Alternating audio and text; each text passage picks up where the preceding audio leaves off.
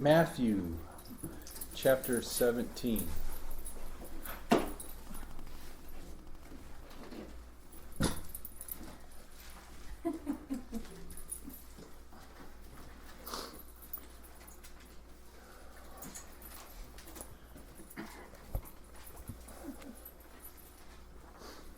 we're going to pick up in verse 22.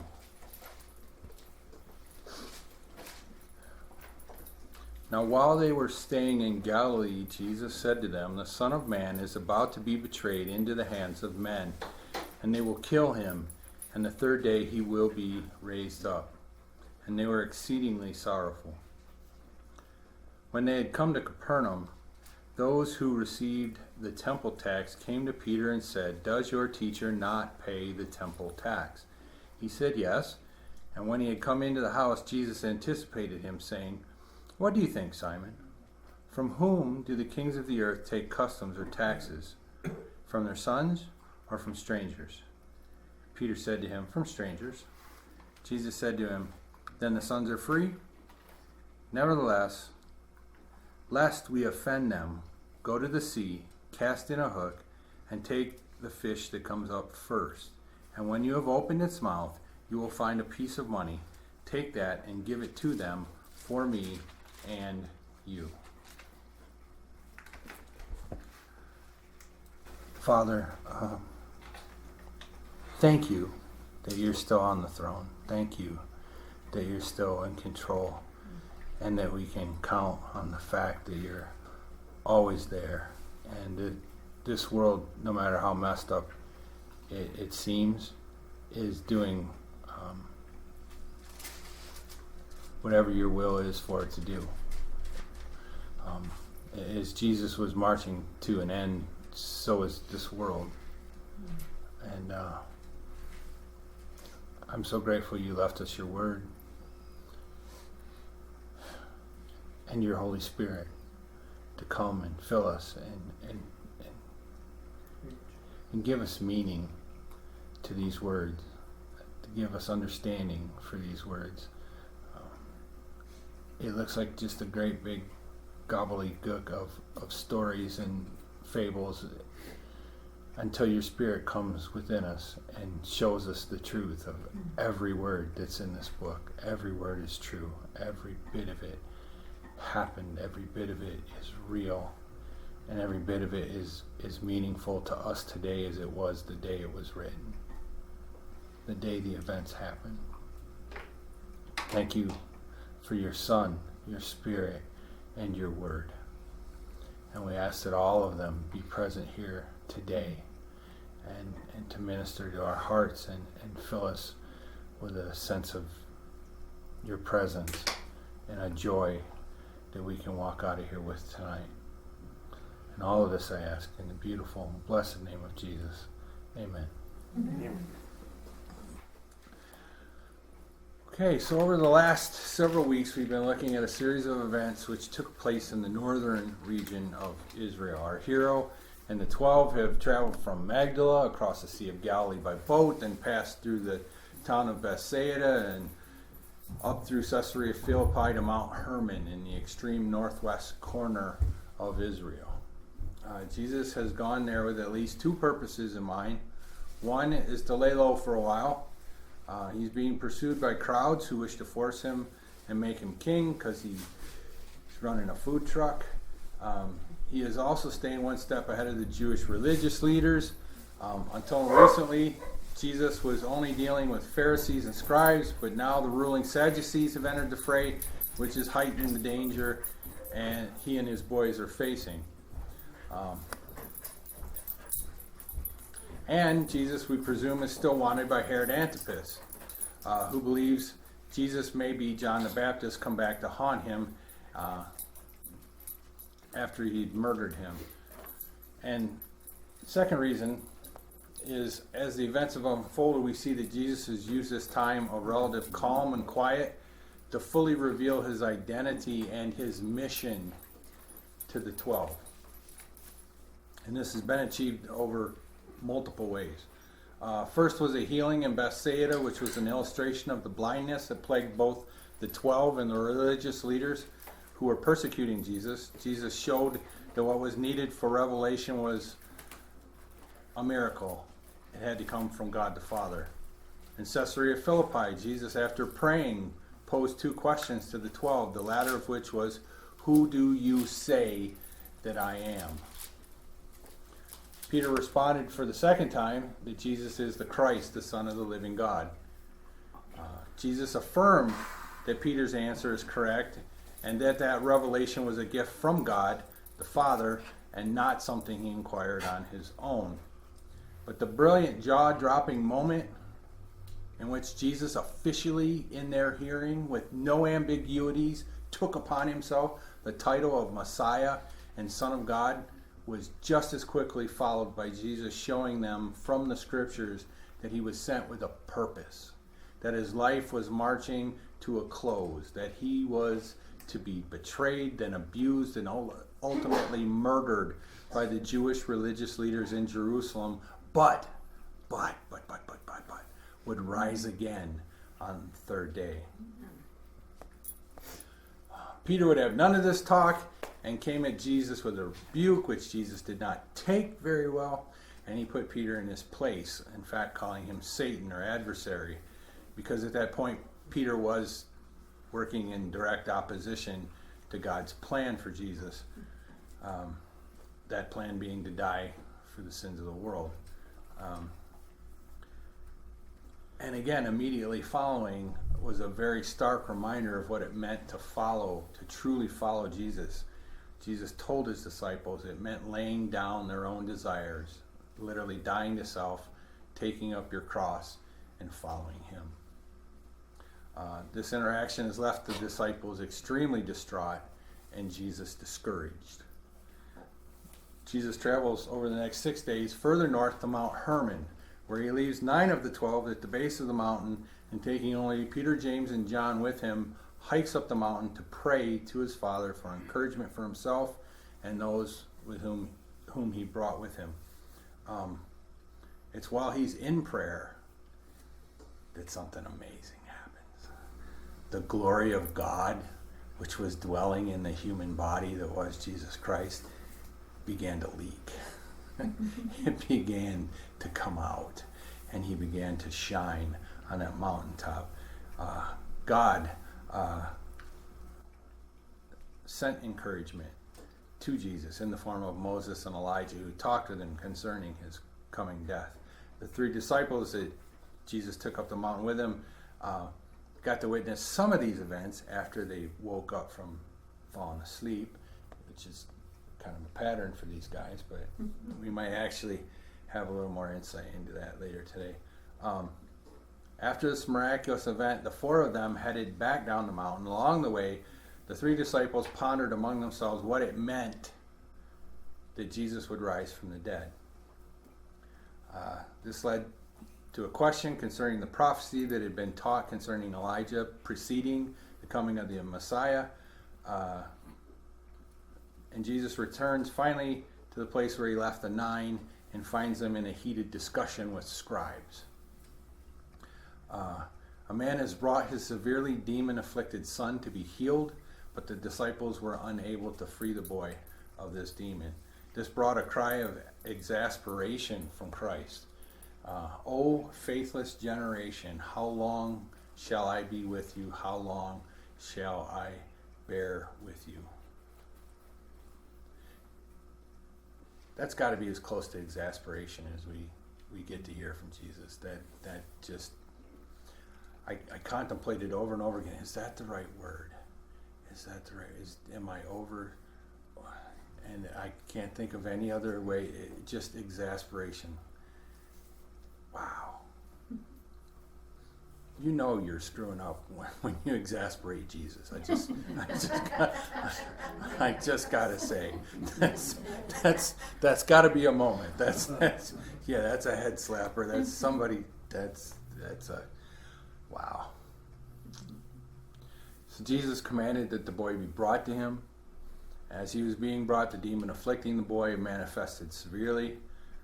Before healing the boy, though, Jesus had a discussion with the father of that boy. Jesus used this moment to strengthen the man's faith, much like he did with Jairus in Capernaum. With the father's profession of faith, Jesus commanded the demon to leave the boy and never to return. The demon left, but not before tearing him one last time on the way out. To all standing by, the boy at this point appeared dead. Despite his appearance, Jesus simply extended his hand and lifted the boy, who arose and was completely whole, which brings us exactly to where we are today. I had a little bit of a dilemma as I was looking at the next sequence of events as we're going through. The next story after what we look at today is really long and really involved, so to try and put what we're doing today with that, we'd have been here a couple of hours. And so I know tonight we're taking kind of a smaller bite, and I hope it'll be a really tasty bite, but we're taking a smaller bite tonight because next week's going to be a little deeper and a little more involved, and I didn't see any way to combine them and not be here for way too long and or have to short one of the events. So this week is a little shorter than usual. This passage actually consists of two sections. One being the second time Jesus is plainly foretelling of his impending death. If you look at the timeline, we're roughly, he hasn't gone to Jerusalem for the Festival of Booths, which is roughly in September or October. The last festival that we were given a date for was Passover, just before the feeding of the 5,000. So roughly we're in the August, September time frame. Jesus will die in March, April, depending on how Passover falls that year. So we're roughly 7 to 8 months from Jesus' death. We're at the very tail end of Jesus' life. And as you'll see, there's a whole lot left to go through because the Gospels are very heavy on the end of Jesus' life. And with good reason, because from this point on, the persecution picks up intensely. Everywhere Jesus goes, there's people waiting for him to come at him, to do things, to try and trick him into saying the one thing that will finally allow them. Sounds like politics in America, doesn't it? Just waiting for Jesus to say that one thing that will allow them to drag him off and kill him. But also the teachings get more intense from this point. This next teaching on who's the greatest in the kingdom is from here on out, everything gets more intense. Everything gets more vivid and dangerous. So that's the first part. Jesus again plainly foretelling his impending death. And two, a rather startling incident involving taxes and fish. Part one of this is covered in all three of the synoptic gospels. You'll find it in Mark 9, 30 and 32, and Luke 9, 43 through 45. The second part is exclusive to Matthew's gospel. It's the only place you'll find this story. I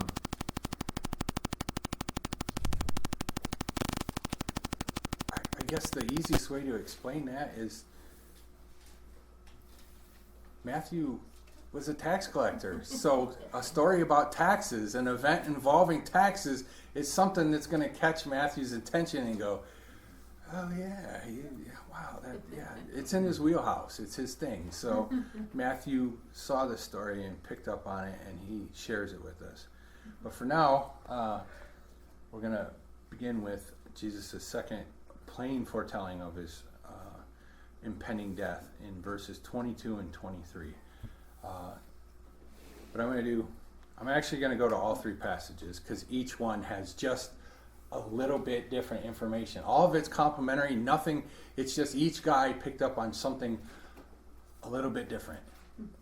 Has it from a different angle, so we're going to actually kind of read them all and then combine them and talk about them. So Matthew 22 and 23, now while they were staying in Galilee, Jesus said to them, the Son of Man is about to be betrayed into the hands of men, and they will kill him, and the third day he will be raised up. And they were exceedingly sorrowful. Mark's account in chapter 9, verses 30, 31, and 32. Then they departed from there and passed through Galilee, and he did not want anyone to know it, for he taught his disciples and said to them, the Son of Man is being betrayed into the hands of men, and they will kill him. And after he is killed, he will rise the third day. But they did not understand this saying and were afraid to ask him. And finally, Luke 9, 43, 44, and 45. And they were all amazed at the majesty of God. But while everyone marveled at all the things which Jesus did, he said to his disciples, let these words sink down into your ears. For the Son of Man is about to be betrayed into the hands of men. But they did not understand this saying, and it was hidden from them, so that they did not perceive it. And they were afraid to ask him about this saying. As you can see, everybody remembers, they're all the same event. It's just, and that's why we have 3 accounts. That's why we have 4 accounts of Jesus' life, because everybody hears, I don't want to say with a prejudice or with an ear to pick up certain things. And so I think it's awesome that we have 3 accounts. And as much as critics would like to say they contradict, I've yet to find one. I've yet to find a contradiction that sticks. They always work together to tell the same story from different points of view. So let's piece together a sequence of events from across the 3 gospel accounts. First thing that happened, following the healing of the demon-possessed boy and the teaching that the disciples received in the house following afterwards, where they asked, why couldn't we cast it out? It's at that point Jesus and his boys depart for Capernaum. Jesus is going in stealthily to keep from being noticed. 2, as the disciples are jazzed. They are absolutely marveling over what they had just witnessed. They all saw the healing of this demon-possessed boy. Now, this boy's condition was thought to be incurable. Remember, he was mute. If you can't make the demon speak, you can't pull him out unless you're Jesus. And then you can just do anything. And don't forget, they had tried to do it and couldn't. So to see Jesus just step in and go was awesome. So they're marveling over that. And then 3 of them had this little extra thing going on because they got to actually see Jesus glow in the dark, literally. They saw Jesus talking about his impending death with the deliverer of the law and the greatest of the Old Testament prophets, Moses and Elijah. And then they were literally engulfed by the earthly presence of God the Father. And out of that, they hear a voice proclaim Jesus' identity and his authority. That just gives you chills thinking about that, to just stand in the cloud that is the presence of God here on earth is just amazing. And so everybody's got something that they're really geeked about at this point. And there's a lot to be geeked about. It's Jesus has been doing awesome things, and they're just jazzed about it. Next thing that happens, Jesus is not going to Galilee this time preaching and healing. He is going quietly, without fanfare. He is literally trying not to avoid drawing attention to himself. Why? The text tells us it's because he has something very important to tell them. He has a point to make. He does not want to be interrupted by crowds. What he has to tell them is absolutely critical. Jesus wants this to be just him and them time. I think all the other factors we've looked at of avoiding Pharisees and the scribes and all come into play here, but the text specifically says it's because he has something to teach them. He has something to tell them. So what is that? What is it? Number 4, what is it that he wants to tell them? And I'm paraphrasing here, Carl's interpretation. Despite what you have just seen, the healing of the boy, and for 3 of you, the incredible transfiguration on the top of Mount Hermon, my taking on the scribes. Remember that? They're all arguing with, and Jesus is like, what are you talking to them about? And I still picture Jesus going, don't pick a fight with my boys. just don't, because they're mine. And despite all that you've just seen, don't let that think that means the plans have changed. Don't get all starry-eyed over what you're seeing and forget what I just told you in Caesarea Philippi. What I told you there still holds. We're going to Jerusalem.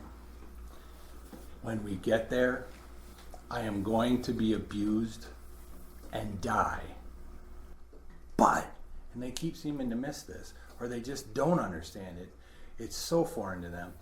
But on the 3rd day, I will rise again. And this is vitally important. Jesus wants them to know. He doesn't want them wandering off mentally to their own visions of what they want Jesus to do. All of them are fighting these prejudices. We want the Messiah to look like this. We want the Messiah to do these things for us and change the country. And Jesus, no, that's not my plan. That's not my Father's plan. That's not why I'm here this time. Really let these words sink down into your ears. Don't forget this. And it's going to get better. Jesus is going to do more miracles. He's going to have more amazing teachings. And he's going to put some scribes and Pharisees and Sadducees in their place. He is going to cut them to the quick. And yet, Jesus is going, that doesn't change a thing. He doesn't want them surprised. He doesn't want them walking into this going... And maybe more importantly, when it's all over, he wants them to be able to know that he told them every bit of it was going to happen. That they can faithfully trust everything that he told them. 5th thing I see, they're all deeply saddened and confused by this news that Jesus again tells them. They really could not comprehend exactly what Jesus was telling them was going to happen. But on some level, at least, they knew it was bad news. And it wrecked them. Exceedingly sorrowful. But I do think we get some new insight on their confusion. Luke 9:45. But they did not understand this saying, and it was hidden from them, so that they did not perceive it. It's the first time we've heard the understanding or full understanding of what Jesus is telling them is actually hidden from them. So what's the source of this hiddenness? Why is it? Who's responsible for hiding it from them? It's possible they're deluding themselves on some level. Prejudice. They have this idea of what things should be, what they should look like, and how they should be. Personal wants and desires. We know 2 of them just in a little while are going to be bargaining for who gets to sit on the... They're going to get their mom. I mean, seriously. Who gets... These are grown men. And their mom's going to come argue for... So they have personal wants and desires. They have things they want God through Jesus to do for them. And on some level, it's just incomprehensible. And all it's possible. It's possible there's some self-delusion going on here. But it's equally possible, and in fact, I think it's likely that God himself was holding back their understanding. Why, you might ask? Well, think about it. Had they known, had they really, really known what was going on, just looking at Peter's response when Jesus first told him about it, first plainly, oh no, that's not happening to you. Had they really comprehended it, they might have tried to stop it. They might have tried to throw in their lot with those who were trying to make Jesus king now. That's why Jesus rushed them away from the feeding of the 5,000. He knew they were subject to this. And maybe they imagine if they had realized that Judas was going to betray him. James and John wanted to call fire down on an entire Samaritan village because they would not welcome Jesus. What do you think they'd have done to Judas had they known he was going to betray him? I think that man had had a trip out behind the woodshed. I'm just saying. And I think God was fully aware of all of this. And so on some level, there was a veil. They didn't know. So I got to remember that every time I want to poke fun at these guys for looking like nincompoops. And remember that even their confusion, even their lack of understanding, had purpose in God's economy. They all still had parts to play. They all still had things to do. The illustrations, the stories of what they said and did on the march to the cross. Just the vivid pictures of Peter, his denial of Jesus at the fire, and that last time having to look him in the face when he said, I never knew the guy, would you just leave me that? Those stories have been transferred down for over 2,000 years now, and they're changing people's lives and calling people's to faith in Christ, and helping people to grow as followers of Jesus. So even these men's confusion had great purpose in God's economy. So I have to remember that every time I want to poke at them. And lastly, or I think 6, the 12 realized that they did not understand what Jesus was saying, but were afraid to ask questions. Why afraid? I've come up with 3 possibilities. I don't know why I got so many lists tonight. I just got lists tonight. I'm thinking of 3 possibilities why they were afraid to ask Jesus. 1, they were afraid of being rebuked. Peter had gotten a severe, albeit well-deserved, tongue lashing in Caesarea Philippi, and they'd all just been called out for not being spiritually fit enough to cast out that last demon, and that was a pretty harsh rebuke. And so maybe they were just afraid of another. But I still struggle with that because I just don't see Jesus as the kind of person who just dresses a person down. I cannot believe that everything Jesus said wasn't said with a tone of love and concern and care, and not the way I would say it. So it's possible. Maybe they were afraid of a tongue lashing. It's possible. 2, it's possible that it was just out of sheer embarrassment. They've been told twice now and shown from the scriptures. The first time Jesus spent all this time going through the scriptures and showing them that this had to happen, and yet they're still not getting it. They're still struggling. They're still going, what does he mean? And so it might be just pure embarrassment. But the last one, this is my personal theory. I think part of them, they did know. They did know exactly what Jesus meant. That Jesus was going to be abused and murdered. They didn't know the details or the mechanics of how it was all going to go down, but they knew Jesus was going to die soon, just like he said. And that explains the deep sadness. But somewhere in their heads, they were holding on to a hope that they were wrong. that they did mishear him. Somehow they just misheard or misunderstood the meaning of what he was saying. Like that had never happened before. I mean, there was precedent for that. They were always misunderstanding Jesus. And I think they were afraid that if they pressed the issue with questions, then Jesus would go into even greater detail or become even more emphatic about it. And that shred of hope that they were hanging on to would just be extinguished. It would just be gone. It's a form of self-delusion. Maybe somehow, if we pretend like we don't get it, then it isn't really true. And I'd like to see hands from anybody who's never done that before. Yeah.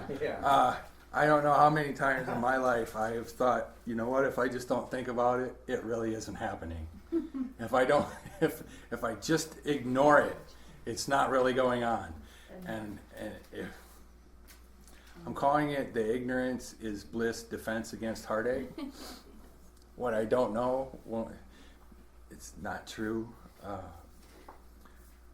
But I gotta wonder, knowing that they had great sorrow over what Jesus said, but then to say they didn't understand it, I wonder if there isn't just a real level of self-delusion on there. You know what? I'm not going to ask because I don't really want to know.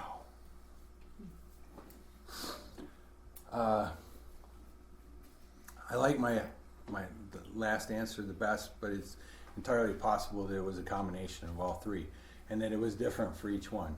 There's 12 guys, and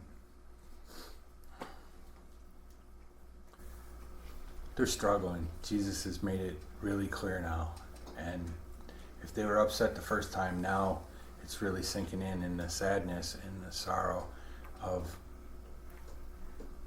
wow, what? I can't imagine. I could pick 1,000 questions out of the air that would be very good and legitimate to ask at this point in time, and so I can't imagine what it was like for them. And I know on more than one occasion I've handled very similarly deep issues with a good case of sticking my head in the sand. So this next event, as we talked about before, only appears in Matthew's Gospel. So beginning at verse 24, when they had come to Capernaum, those who received the temple tax came to Peter and said, "Does your teacher not pay the temple tax?" So there's a whole bunch of background here to dig into. Several things to know. One, temple tax. It says specifically, does those who receive the temple tax, does your teacher not pay the temple tax? Temple tax is not a translation. It is actually an interpretation. The actual Greek word that becomes temple tax is the word didrachman. Yeah, didrachman. And that is an actual coin.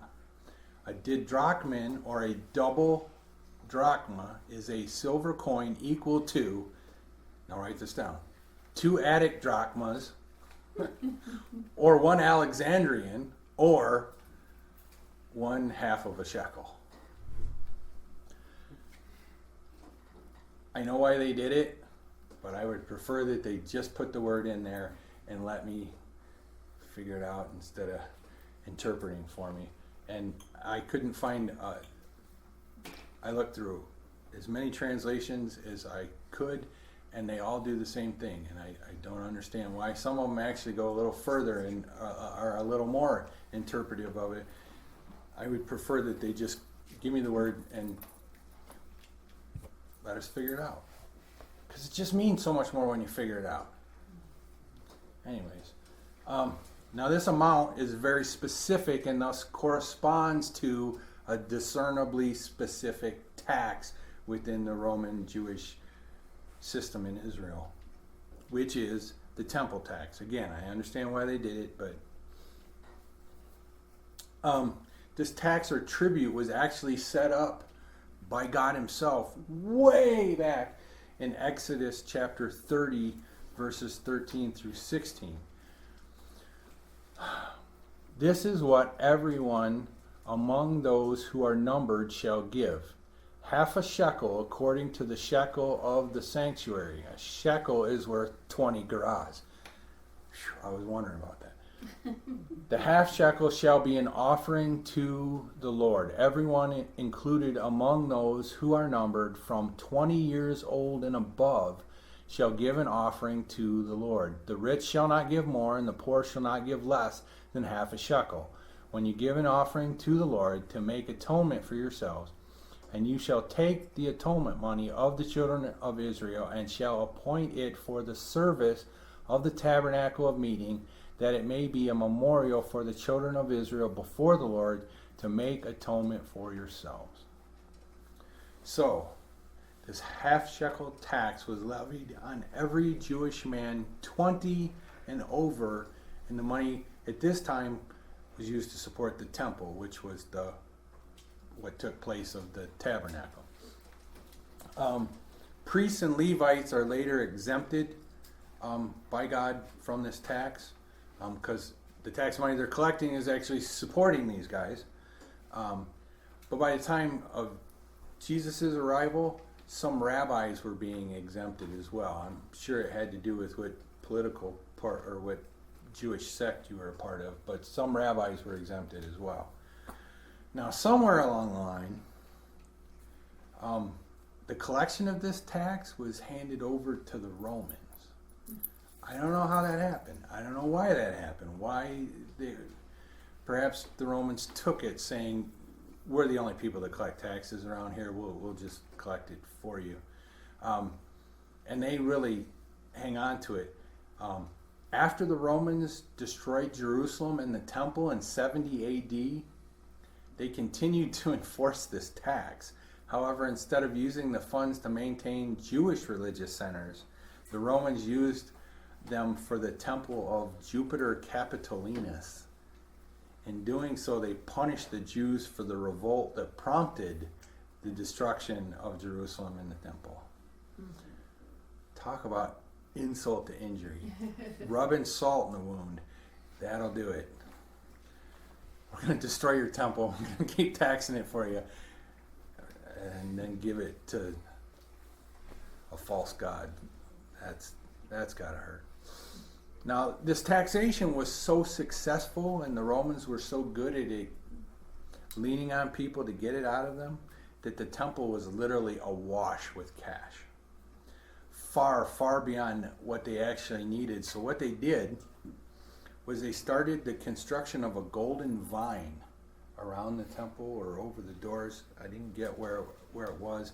And every year when this big wash of tax money came in, after they had the money for the expenses, they would just go have another piece built and they would add it to the vine. So there's this gold opulent vine running around the temple or the courtyard.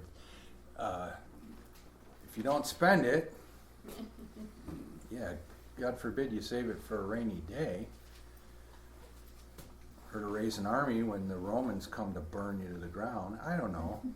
Just seems like it could have been spent better.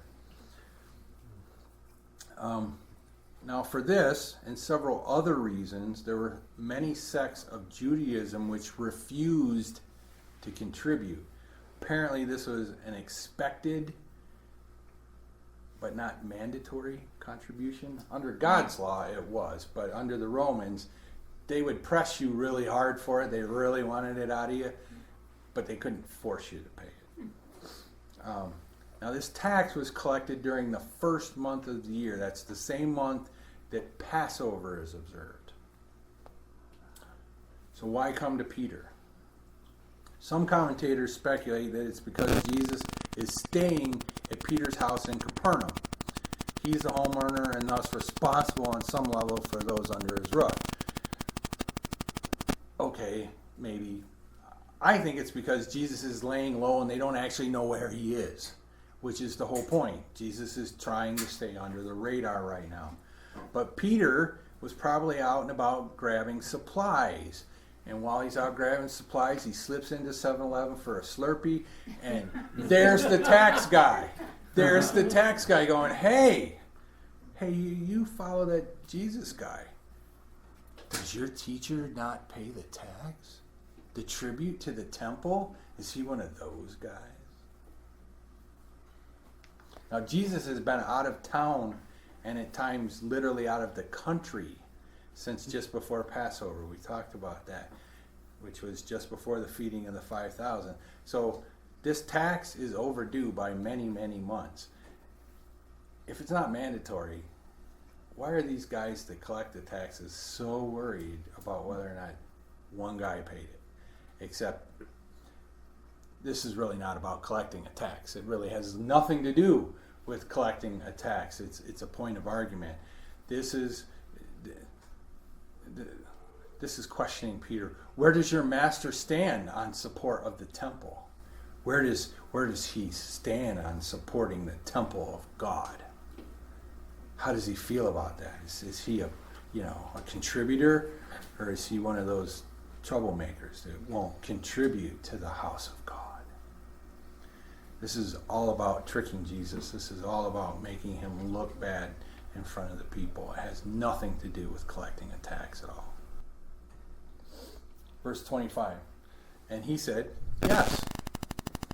And when he had come into the house, Jesus anticipated him, saying, what do you think, Simon? From whom do the kings of the earth take customs or taxes? From their sons or from strangers? Now, Peter tells the men yes, and then hightails it back home to where Jesus is hanging out. I'm not sure what prompted Peter to answer the way he did. It may be that Jesus had paid it in the past and Peter knew about it or witnessed it, or he may just have assumed. Of course Jesus would help support the temple. Of course. Either way, when he gets to the house, Jesus already knows what's going down. And before Peter can even say, hey, Jesus poses a question.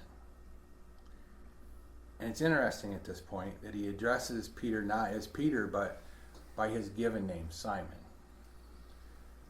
And not the name that he had given him, Peter. Perhaps it's because Jesus is asking him this question from a purely earthly perspective. So he uses his earthly given name, Simon, and not his spiritual given name, Peter. So Simon, from a strictly earthly perspective, do kings tax their own sons, or do they tax strangers? And when I say strangers, I mean non-family members. Verse 26, Peter said to him, from strangers. Jesus said to him, then the sons are free? The answer is, I'm sure, fairly obvious. Of course kings don't tax their own sons. In fact, the sons live off the taxes collected and given to the king. So why would he collect money on tax money? The taxes are literally collected to support the king and his family and the government. So why? It would be kind of absurd to take taxes from taxes that would just go back to the person you collected them from. It's just this revolving door of taxes. And that is how Peter answers. Kings collect taxes from strangers, not family members. To which Jesus responds, then the sons are free. And that is a statement and not a question. The temple tax was collected to support the house of, or the palace, so to speak, of the king of the universe. Jesus is saying to Peter, why would I pay tax to myself? I am the son of the king of that palace. Pete, my boy, you were there with me on the mountaintop. Do you remember this, son? You heard from the voice of God that I am his son. Why would you think that I would be required to pay this tax? All of this is a statement of Jesus' deity. Peter, he is saying, you may not like or understand my mission, but you know, beyond a shadow of a doubt at this point, who I am. I am. Think that through. Seriously, just really contemplate that. If I am Yahweh, come to dwell with you for a time, then does not that temple that they're collecting taxes for belong to me?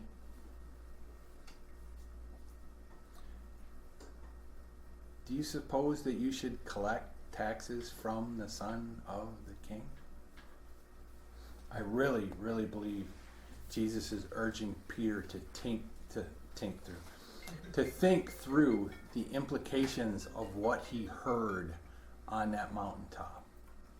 He heard, "This is my beloved son, listen to him."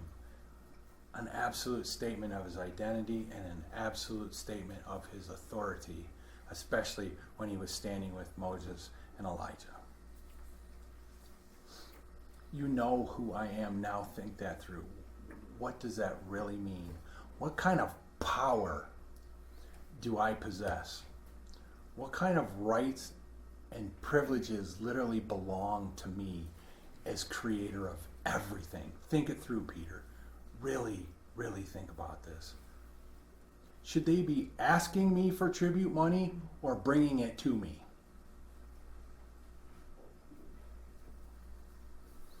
It's one thing to acknowledge Jesus' identity, to say that he is the Son of the Most High God, but do you really know what that means? Have you ever taken time to just sit and contemplate what being God in flesh entitles you to? What kind of power that comes with? Yeah, it's just a total... All these times we see Jesus enduring things, and he could have blinked an eye and that person would have melted into a wet spot on the ground. Anytime he wanted food, he could have snapped his fingers and it would have been there. Instead, he lived off the charity of women, mothers, of the men who he led. Take some time to just sit and think what it means to be God, and the power and the authority and the privileges that come with that. And then walk that through and see again all that Jesus gave up or laid down for us, to glorify his Father and make it possible for us to have a relationship with him. And I think that's what Jesus is driving at with Peter right here.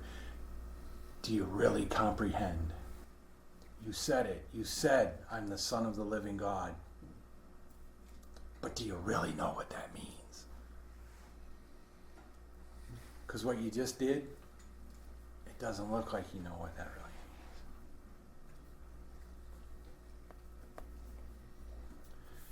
Verse 27, "Nevertheless, lest we offend them, go to the sea, cast in a hook, and take the fish that comes up first, and when you have opened its mouth, you will find a piece of money.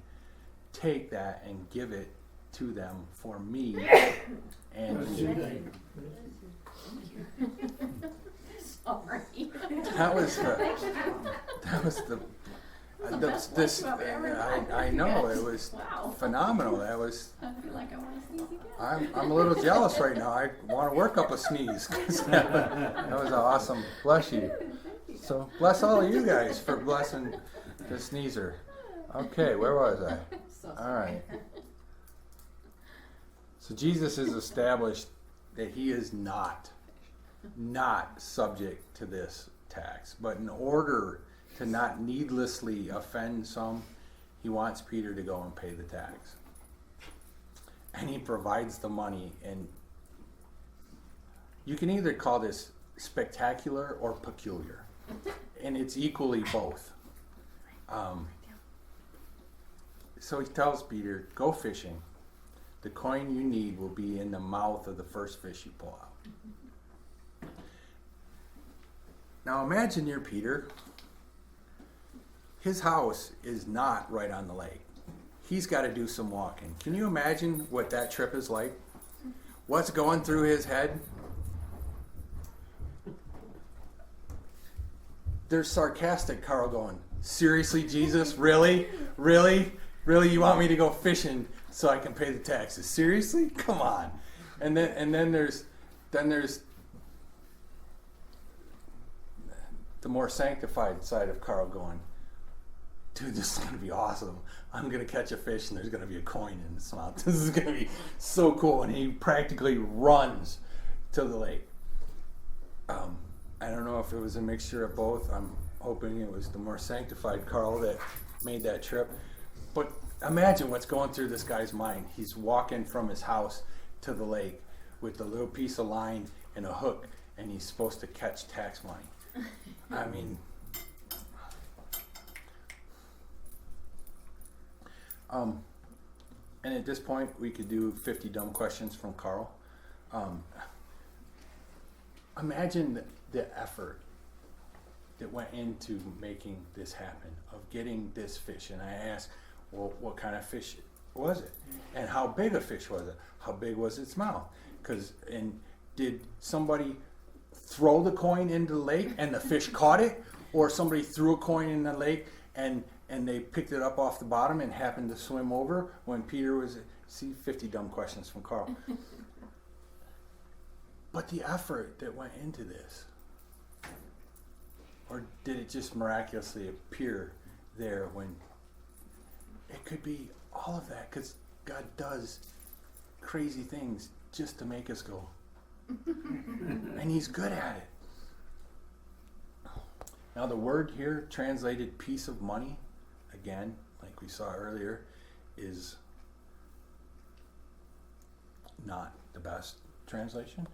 The actual word is stater, and stater is an actual coin with a specific denomination.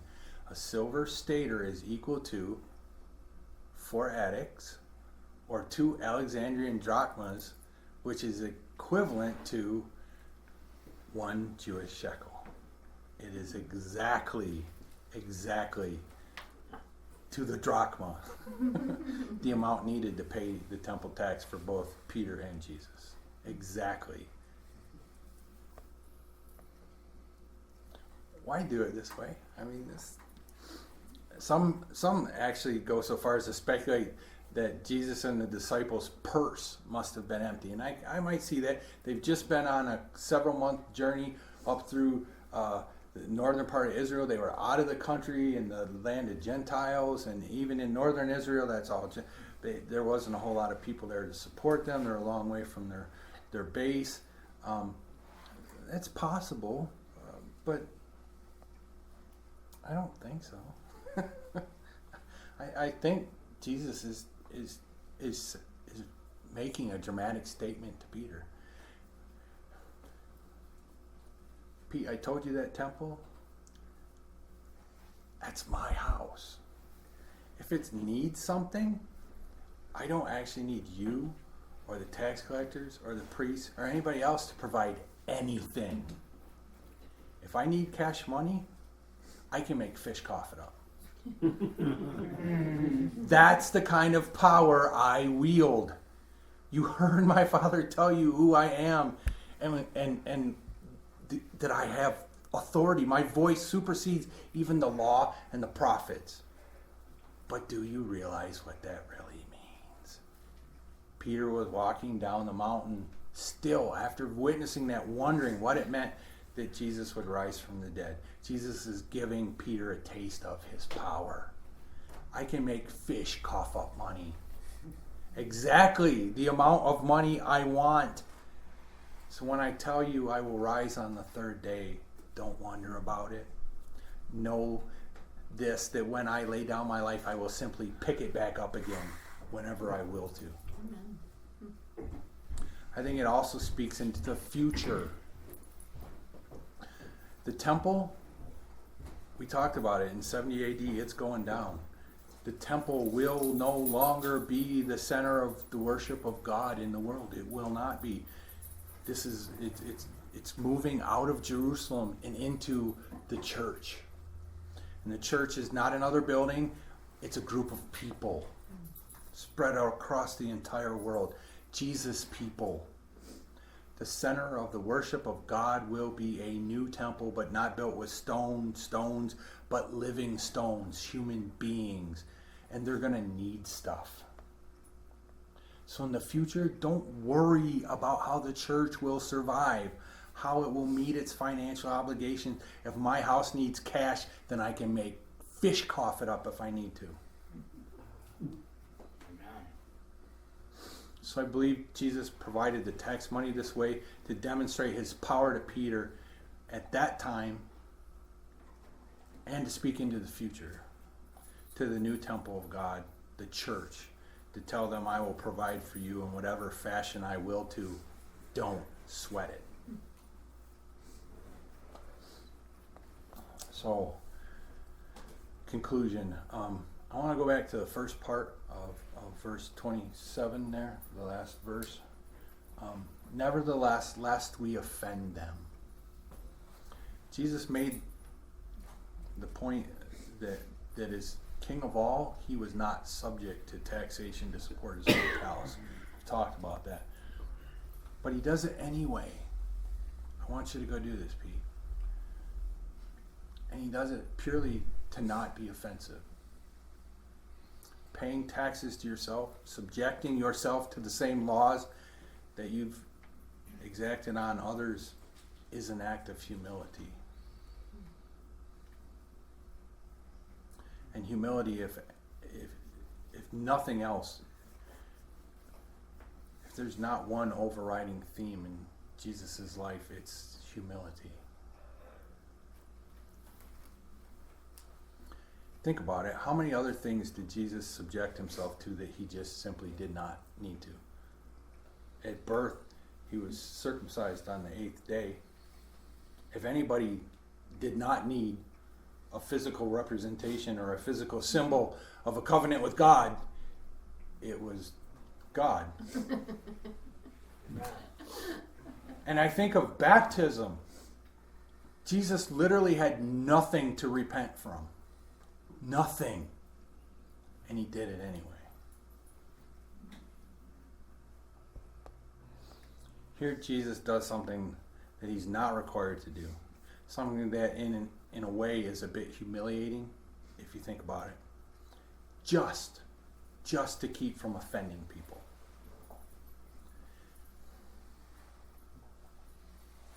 If he doesn't do this, if he doesn't pay this tax, especially since Peter's piped up that, oh yeah, he's a taxpayer, absolutely. People are going to accuse him of not honoring the God whose temple that tribute supports. That's going to happen. It's going to be the first. Oh, yeah. Now we see your true colors. You won't even support the temple of God. You can hear it. You can hear it starting already. And there'd be no point in that. It would serve no purpose. Now, Jesus does not shy away from offending people. In fact, he's in a very upcoming story. Jesus is going to go tell a story, and the people he's telling it about are going to realize, and they're going, that's offensive to us. And he's going to go, yeah. But he never needlessly offends people. His gospel, his message, it is offensive. People find the idea of being told that they're sinners offensive. Being told that they're in need of a Savior is offensive to people. But somehow, Jesus never was. And we see he's willing to do things he's not required to do. Just to keep from offending people. Because the spread of the gospel, the openness of people's hearts and minds to the gospel means more than his exercising his personal rights. If you've been with us on Sunday, that whole chapter 8 through 10 of 1 Corinthians is all about Paul. I got my P's mixed up.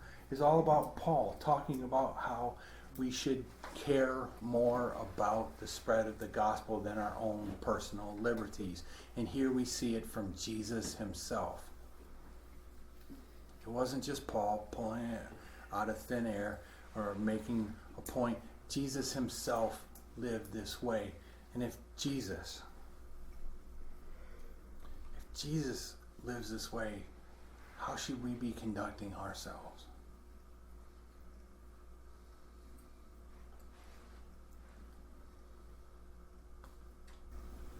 I struggle with this because in recent days there have been self-professing Christians who use the gospel to beat people up, to make them feel bad that their theology is superior. And then I see other Christians who look at people out on the street with a sneer or with this sense of superiority that I found Jesus, why can't you? Mm-hmm. And attitudes like that are keeping people away from coming to Jesus. Mm-hmm.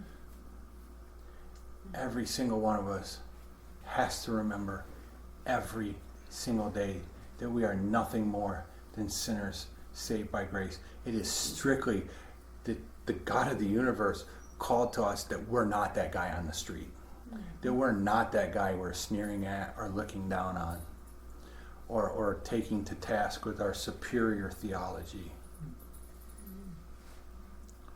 If Jesus cares about offending people for the sake of the gospel, then we should too. It's really, really important.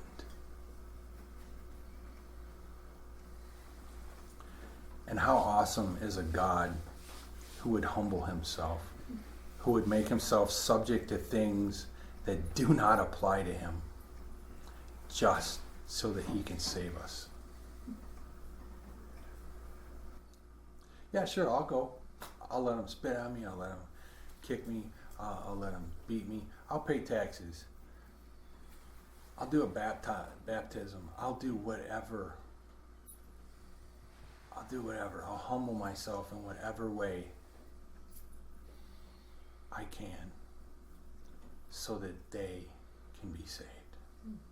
So that my Father can be glorified and they can be saved. How awesome is a God like that? You know, this makes Christianity utterly unique in all the world. In no other religion anywhere does God come down and humble himself to save his creation. In every other religion, it's what you do for God. Mm-hmm. In Christianity, Jesus is all about what God has done for us. Amen.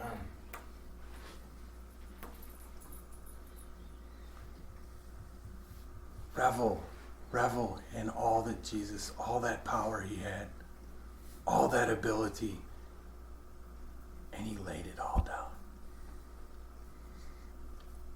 Laid it all down. Said,